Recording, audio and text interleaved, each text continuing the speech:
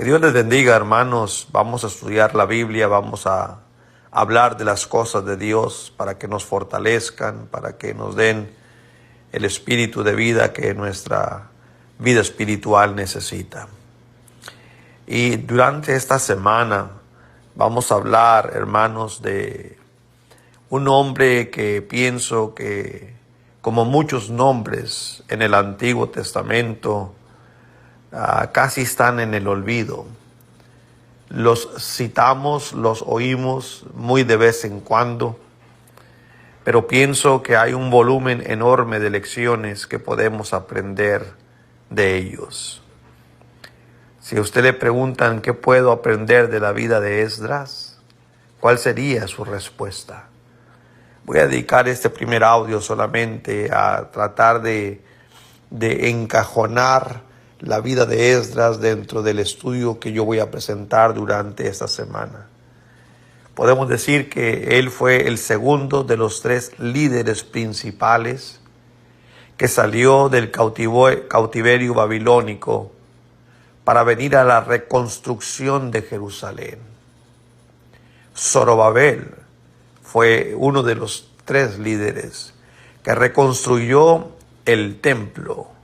Leemos todo esto cuando uno va a la Escritura en Esdras capítulo 3, versículo 8, donde nos dice que en el año segundo de su venida a la casa de Dios en Jerusalén, en el mes segundo comenzaron Zorobabel, hijo de Salatiel, Jesúa, hijo de Josadac, y los otros sus hermanos, los sacerdotes y los levitas, y todos los que habían venido de la cautividad a Jerusalén, y pusieron a los levitas de 20 años arriba para que activasen la obra de la casa de Jehová. Así que sí, este hombre llamado Zorobabel reconstruyó el templo. Nehemías, el otro personaje, reconstruyó las murallas, hermanos. No vamos a leer ahorita, pero puede leer el capítulo 1 y 2 del libro de Nehemías. Y Esdras restableció la adoración. Esdras era un escriba y sacerdote con mucho poder religioso y político, que fue enviado por el rey persa Artajerjes para liderar un grupo de judíos exiliados a Babilonia, a Jerusalén.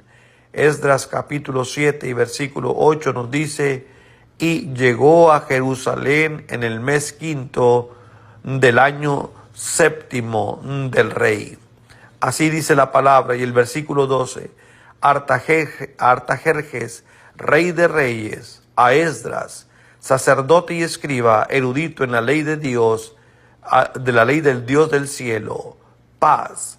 Y puede continuar leyendo el resto del capítulo para que vea lo bien que se expresa de Esdras. Esdras condenó los matrimonios mixtos dentro de su entendimiento de la ley de Dios. Alentó a los judíos a que se divorciaran y desterraran sus esposas extranjeras.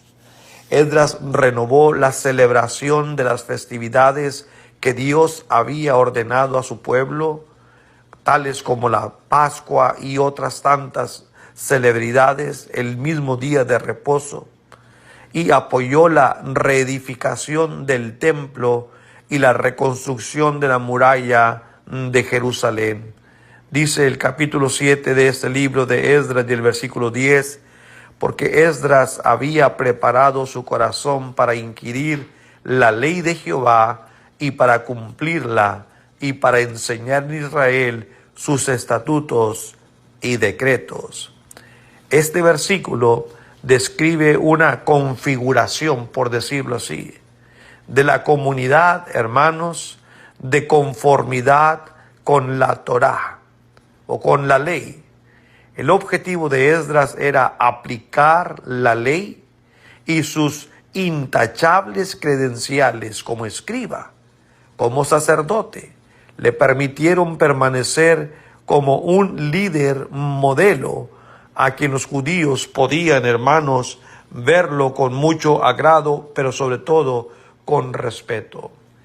Su libro, el libro de Esdras, continúa desde donde terminó Segunda de Crónicas, donde el rey de Persia, Ciro, emitió un decreto que permitió a los judíos de su reino volver a Jerusalén después de 70 años de cautividad. Dios es un Dios soberano universalmente, hermanos, y puede usar a un rey de Persia, politeísta, sí, para que haga posible la liberación de su pueblo. Él utilizó también a Artajerjes, otro rey persa, para autorizar, para financiar el viaje, y a Esdras también lo utilizó para que éste enseñara al pueblo la ley de Dios. Este mismo rey también ayudó a Nehemías a restaurar cierto grado de respeto por la santa ciudad de Dios, por la Jerusalén que había quedado en ruinas. Así que el ministerio efectivo de Esdras incluyó, entre otras cosas, la enseñanza de la palabra de Dios.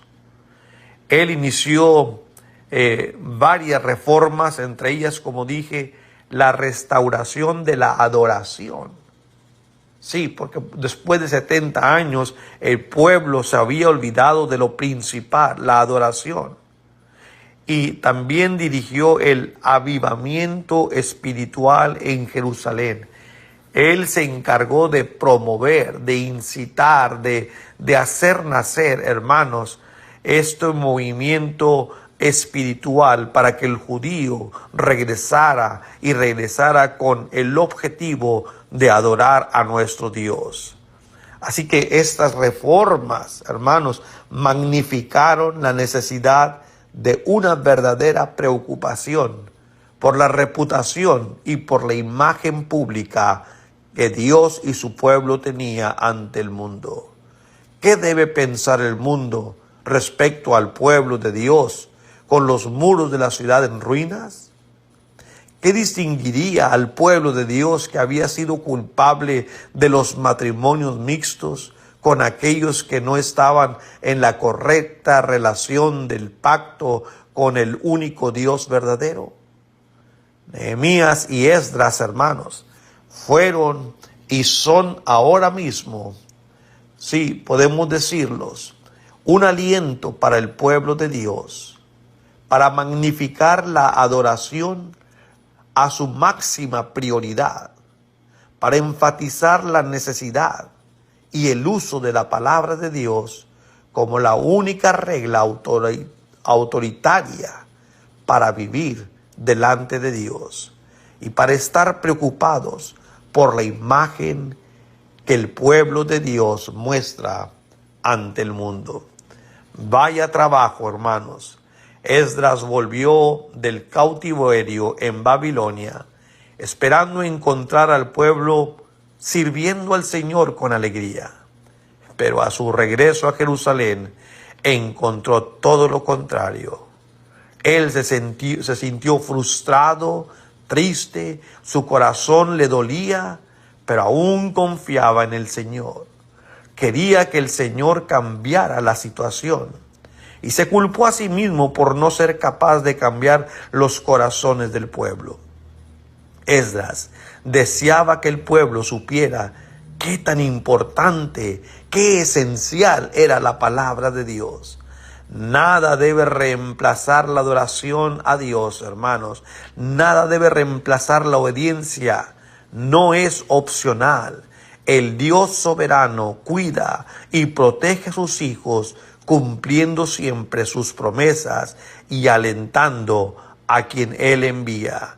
Dice pues el capítulo 5 y el versículo 1 y 2 de Esdras: profetizaron Ageo y Zacarías, hijo de Ido, ambos profetas, a los judíos que estaban en Judá y en Jerusalén, en el nombre de Dios de Israel, quien estaba sobre ellos.